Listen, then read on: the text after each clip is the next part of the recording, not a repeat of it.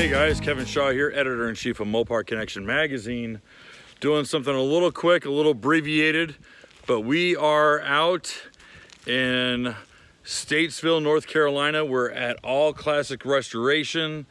We are dropping Marsha off with Dave Chamberlain, and we're picking up ZomBEE. We're going to be taking ZomBEE all the way out to Yukon, Oklahoma, to Finale Speed, who you got to see build the carbon fiber 1970 Dodge Chargers. Well, they're taking ZomBEE and they're going to be building ZomBEE, not out of carbon fiber, of course, but in exchange, we're taking ZomBEE off of Dave's hands because he's got a lot of customers and has a lot of people in line who want his handiwork on their cars, and he's taking Marsha. So actually, we're going to be linking some of the updates that Dave makes on his YouTube channel on the metalwork and paintwork on Marsha, and that's going to be a little bit of a cross-pollination that we're doing together. I think that's going to be really exciting, something really cool. So we just came up to his shop. He's got a lot of cars, a lot of customers are jumping on him, and so we're hoping he can squeeze in Marsha, and we are hoping to get to have the paint and metalwork done all before Holly Mo Party. Now, as many of you guys know, especially who are C-body enthusiasts, there are just not a lot of replacement parts for C-bodies. And so when it comes to sheet metal, you kind of have to work with what you got. There are a couple outlets making replacement sheet panel. It's not the greatest, but it is something. So we are getting our hands on the floor patches. They don't make full floors, but they make patches, and we'll have those to Dave soon. But we do have the lower quarters, and he's going to be able to finish up our work replacing the lower quarters, because that's the first thing to go on these convertibles are the lower quarters. They catch all the moisture, any leaves or debris from trees. It all collects down here and just eats up that whole lower section. And with that are the major portions of the metalwork. There's a little bit of rot in the trunk just on one side, and he'll have to fix that as well. And besides that, and a couple little bubbles in the rockers and in the lower fenders, everything else is really, really straight, and he'll just have to do a lot of sanding and blocking to get this big old barge looking like she did in 1970. But we're really excited to have Dave work on Marsha. This has been one of our most popular project cars, and it's really because of you guys that we made this decision to put the effort into making Marsha a straight runner again. We're excited to put the 440 and the 727 torque flight in it and really make this a really fun cruiser. If you want to get a hold of Dave, here's all of his information, as well as the YouTube channel under the same name, All Classics Restoration. So definitely check him up there. He makes weekly updates on all the project cars and customers' cars that he's working on. And in case you guys are wondering if Dave was a true Mopar guy, this is his high school 1968 Coronet 500 that he's had ever since he was a kid. He doesn't necessarily daily it, but I've been out in it a couple times, and it's a fun runner. This guy gets out of its way. And of course, like every body guy that I've ever met, their own car is never done. They're too busy working on clients' cars. But yeah, yeah, he's always working on somebody else's project. Let's get this pile of crap out of Dave's hands.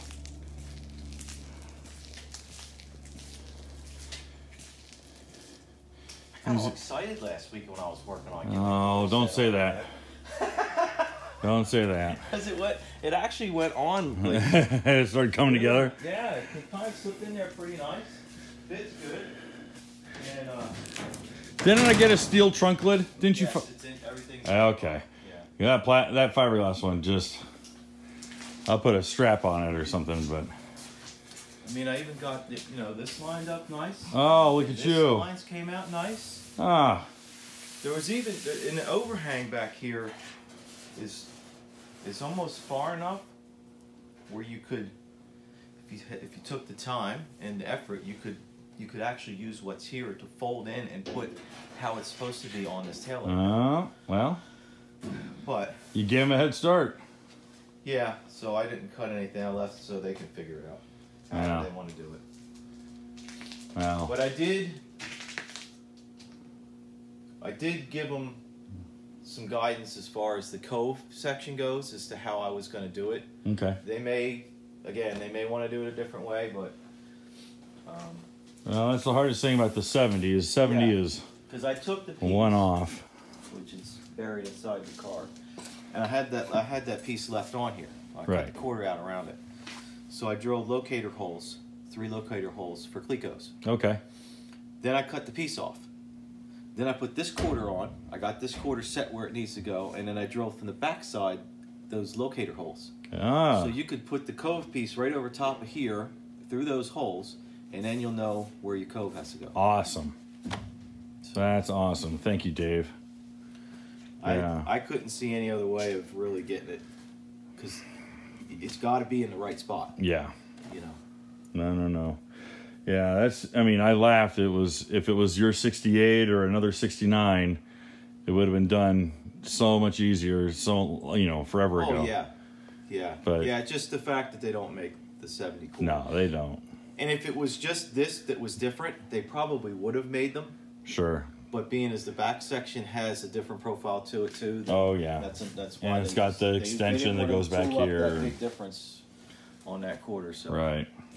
It is what it is. But hey, you make it work. You do what you have to do. It shouldn't go anywhere. I got it screwed down in about 20 spots. So cool. Thank you, sir. And then everything else is inside. Any trim screws I took off is bagged and tagged, and they're in the bucket. And very cool. The new trunk lid is in here, or the replacement trunk lid. Right. All the stuff from U.S. Car Tools in here. Okay. Everything you brought me is in here. Clear out your shed, huh? Except for cleared out some of my shed in the back. Good. The only thing I didn't put in the car was the hood scoop because I didn't want it to take a chance of flying away. Which we gotta make sure we strap this down. Well, cool. All right. Well, I'll walk down and get the truck, and we'll have to use your cherry picker. And we might not have to. You don't think? No, we'll see. Okay. I might have some boards we could cut to put over those ramps and just. Okay. I didn't bring my come along. Oh, we're going to go downhill. It'll go right up. Just stopping, it's going to be the problem. Okay. You're an optimist, my friend. Done it before. When it comes to project cars, it's really one of those things about making sure you have a really set parameter, you have a goal, you have something in mind, and that you don't sway from that original plan. It does make you feel a little rigid, and that does make things a little bit more difficult at times when it comes to finding the right parts that you want or making sure that car is actually coming out the way that you had hoped. But mission creep is one of the quickest ways to kill a project car. And some of the wisest words I was ever told was from a good friend of mine named Doug Dwyer. Doug used to work for Carroll Shelby back in the day. And Doug said the most dangerous words that a car guy can say to himself is, "while I'm at it." While I'm at it is why cars end up being totally locked up on jack stands or cinder blocks and sit for many, many years, is because mission creep and the idea or the justification of, hey, while I'm working on this, I'll do this, and then it just snowballs. That mission creep is what kills a project car. And we initially had just thought about getting Marsha up and running, making it just kind of a fun driver, and then getting rid of it. Well, the plan had changed when all of you guys really were vocal about us keeping the 70 Fury and making it a really fun cruiser. So, hey, it's not necessarily mission creep, it's just mission part 2. So, don't consider this a rethink of the project car. Think of it of a second life or even a sequel to the original build.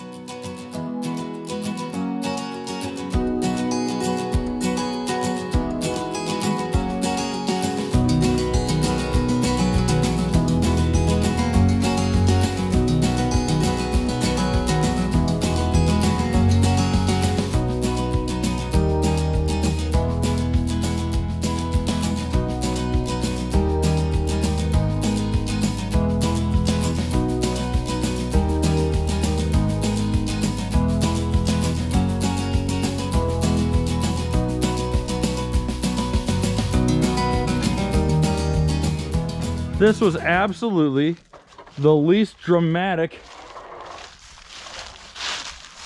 loading I could have imagined. This guy knows exactly what he's talking about.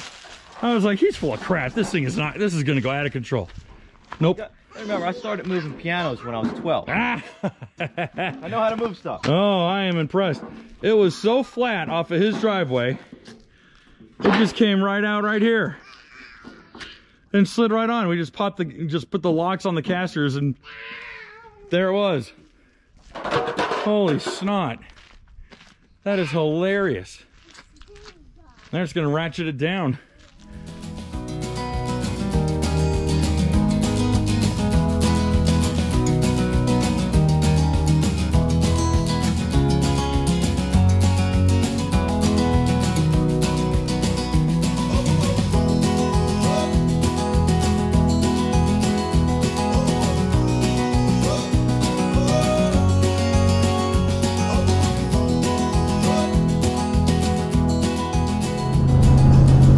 What exactly is going on with our 70 Super Bee? Well, we actually have some really big news that we've been waiting until now to share with all of you guys. So many of you guys who've been around with Mopar Connection for a long time may recognize what we call Project ZomBEE. It's our 70 Super Bee that we pulled out of a pole barn in Ohio about 5 years ago. And not a lot has happened on ZomBEE since then.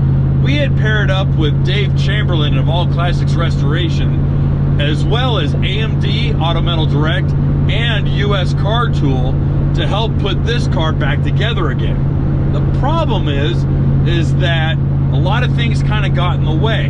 Life happens, and unfortunately Dave wasn't able to get working on ZomBEE as quickly as he had hoped. Now that was okay by us because, quite frankly, we didn't have a lot going on. We didn't have a powertrain lined up.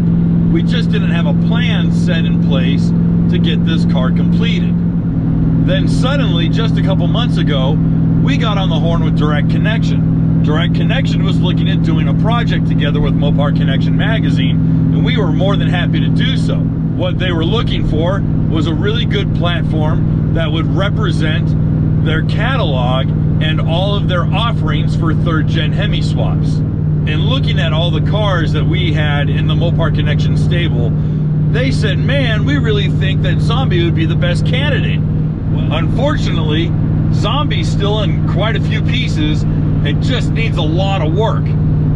That apparently didn't scare away Direct Connection, and they said, that's not a problem. We're gonna put you in contact with Finale Speed. Now, you guys might remember that I was out at Finale Speed just earlier this year and checking out their totally awesome carbon fiber 70 Dodge Chargers. JD and the rest of the team at Finale Speed said, absolutely, sign us up. And so here we are, dragging this guy all the way out to Oklahoma. We are putting in the US Car Tool Stage 3 chassis stiffening kit so that we don't twist the car. And that means subframes, torque boxes, a little bit of extra bracing, because frankly, I don't want another car with a roll cage just yet.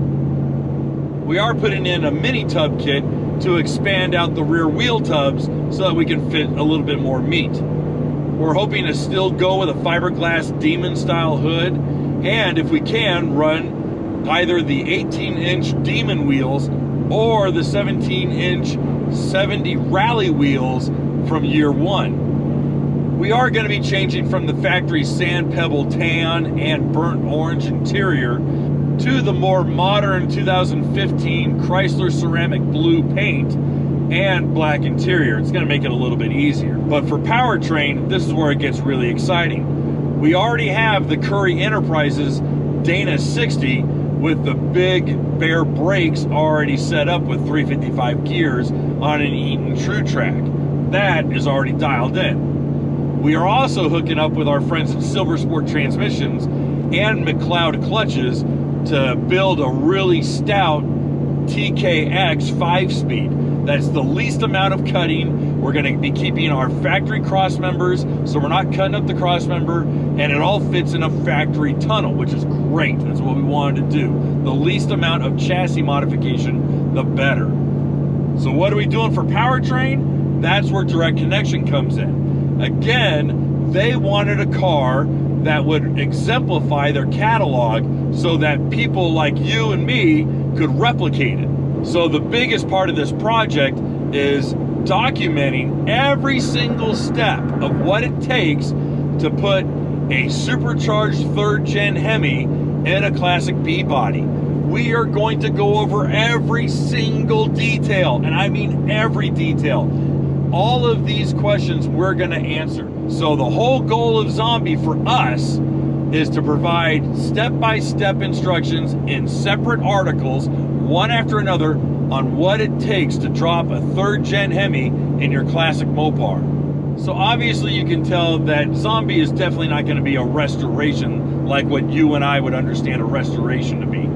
But there are certain things that I'm refusing to do when it comes to modifying this car. She is going to stay 100% classic torsion bar and leaf spring. This saves the factory architecture so that it is replicable for a person who might just want to be putting a 3rd gen Hemi in their totally bone stock car. So anytime we give you header measurements, it's going to fit because we're running torsion bars too. So we're providing all the readership of Mopar Connection the answers they need when it comes to putting a 3rd gen Hemi in their classic car. We want to be the most useful resource possible for you guys who want to do a 3rd gen Hemi swap.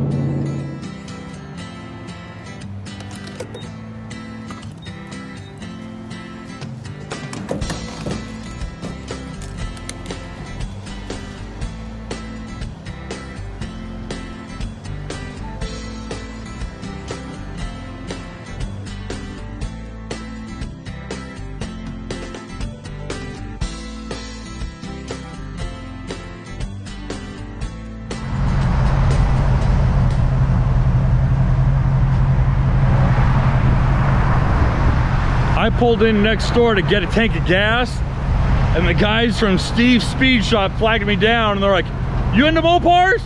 You need to come over." So we're gonna go check out Steve's Speed Shop here in Arkansas and give you a quick rundown of one of the true last remaining family-owned speed shops. You definitely get some Oh, shop dog. Yeah.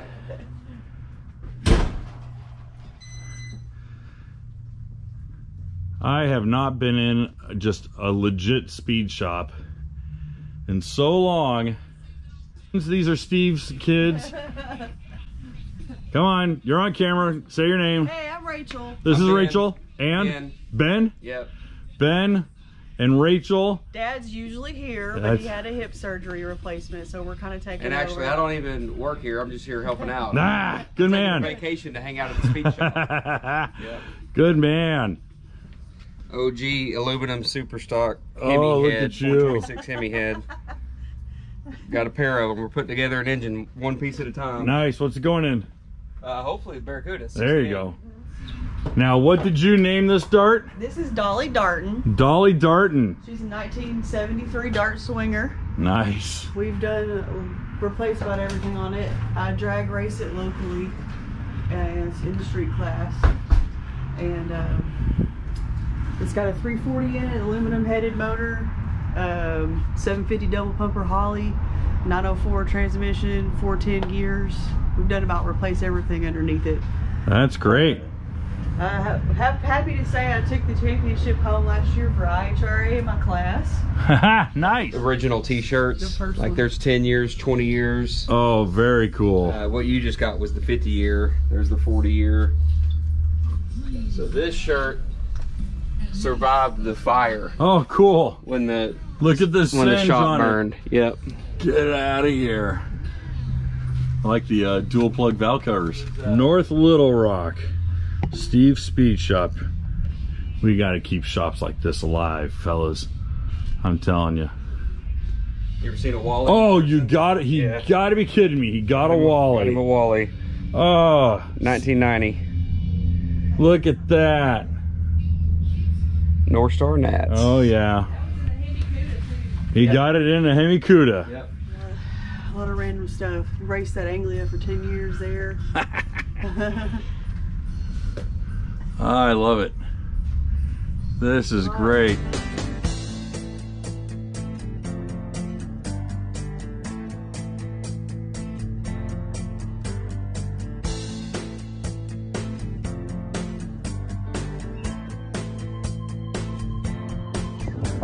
I'll tell you what, a Dr. Pepper shake hits a lot better after 11 hours of driving, even though it's 38 degrees out in Oklahoma right now. I got another hour left of driving. Got to get the B to Finale Speed tomorrow morning. They're already closed by now. So we are going to just hit the road, get to the hotel, get some much needed sleep, and we'll take you guys over to Finale Speed in the morning.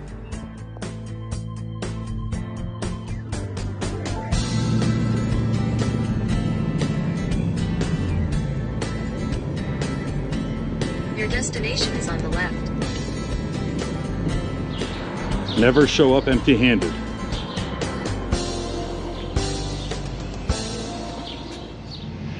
It's a brisk 26 degrees here in Yukon, Oklahoma, but we finally made it to Finale Speed with ZomBEE. And this is where she's gonna be for quite a while a lot of work is done and a lot of awesome content is made.